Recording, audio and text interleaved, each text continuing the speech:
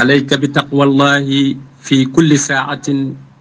wala tatruki taqwa ittikaalan ala nasab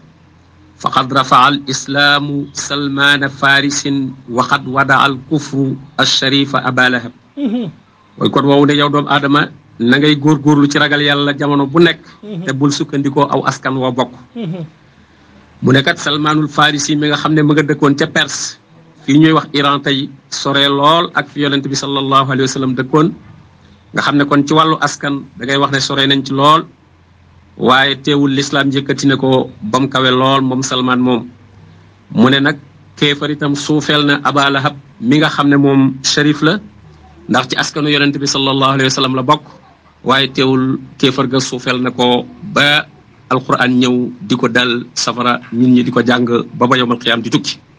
kon nag la jara yittewoo rek mooy ak njub mooy ak ragal yàlla mooy itam tënku ci ndigal suñu borom tabaraka wa taala